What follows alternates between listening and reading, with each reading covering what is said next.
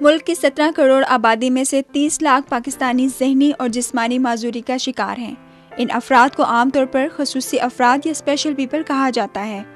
معذور کی جوانی اور بڑھاپا تو الگ قصہ ہے ہی، لیکن بچپن میں یہ لوگ خصوصی توجہ اور پیار کے زیادہ مستحق ہوتے ہیں۔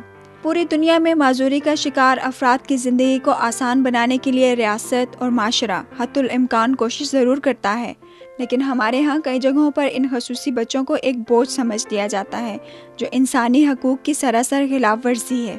نارمل بچوں کے لیے تو سکولز ہوتے ہی ہیں، بچوں کے لیے جو کہ کسی طرح سے چیلنجڈ ہیں، ان میں بھی فزیکلی مینٹلی یا کوئی النس ہے، تو ان کو جو ایک خاص کیئر چاہیے ہوتی ہے اور ایک خاص قسم کا ٹیچنگ انوائرمنٹ چاہیے ہوتا ہے، وہ پرووائڈ کرنے کے لیے کہ ان کا بھی رائٹ اتنا ہی ہے جتنا اور دوسرے بچوں کا ہے۔ ہر بچہ جو ہے نا اس کا تھوڑا سا ڈفرینٹ ہے دوسرے سے۔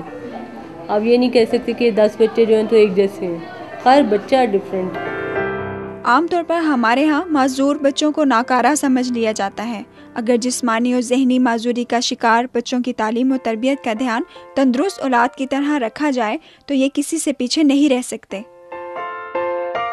ان کو اگر پراپر لائنز ملیں گی، گائیڈ لائنز بھی ملیں گی، پراپر ہیلپ ملے گی، پراپر اپارچونیٹیز ملیں گی تو they can act like as normal as they can be. Education میں یہ بڑے اچھی طرح کامیاب ہوتے ہیں۔ میرے اسسٹنٹ ڈائریکٹر ہیں، وہ جو ہیں وہ ایک ڈسیبلڈ ہیں اور انہوں نے جو ہے وہ ایم فل کیا ہوا ہے کمپیوٹر سائنس میں۔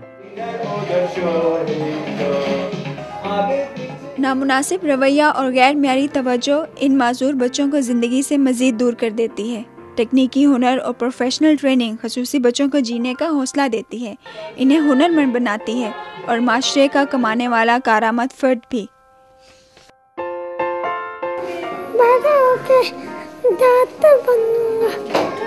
میں ٹیچر ہوں۔ میں تو شاید 6 مہینے 6 مہینے کام کرنے کے بعد اک جاتا، تھک جاتا، چھوڑ جاتا۔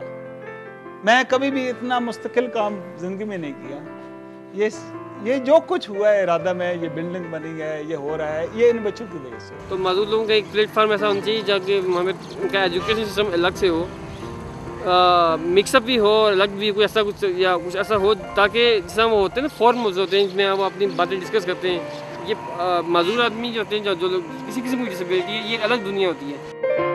ملک بھر میں سرکاری اور غیر سرکاری سطح پر ہر چھوٹے بڑے شہر میں معذور بچوں کے لیے اسکولز اور فنی تربیت گاہیں بنائی گئی ہیں، لیکن دور دراز دیہاتی اور قصباتی علاقوں میں ذہنی اور جسمانی معذور کا کوئی حال نہیں ہے۔ بہت ساری ایسی نئی چیزیں ہیں، ریہیبلیٹیشن کے نئے میتھڈس ہوتے ہیں جو اپلائی کرنے کے بعد ان میں کافی حد تک جو ہے ان کی ڈسیبلٹی کم ہو جاتی ہے۔ ہمارے یہاں بہت سارے رویے ہیں، وہ کچھ لوگ کہتے ہیں کہ جی ماں باپ سے کوئی غلطی ہوگی تھی، گناہ ہو گیا تھا کوئی، تو اس وجہ سے بچے معذور ہوتے ہیں۔ ایجوکیٹڈ لوگوں کے بھی ایٹیٹیوڈز جو ہیں ان کو بھی وہ بھی اتنے ایکسیپٹیبل نہیں ہوتے۔ یہ ضروری نہیں ہے کہ ان ایجوکیٹڈ لوگوں کے ایٹیٹیوڈز جو ہیں وہی غلط ہوں یا ایکسیپٹیبل نہ ہوں۔ بعض اوقات ایجوکیٹڈ فیملیز میں بھی میں نے ایسا دیکھا۔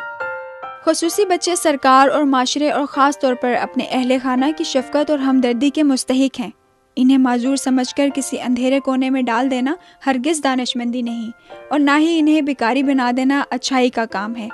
معذور بچوں کی فلاح و بہبود کے لیے حکومتی اور نجی سطح پر مزید بہتری اور عملی اقدامات کرنے کی اشد ضرورت ہے۔ سعدیہ نسیم، نیوز 1 اسلام آباد۔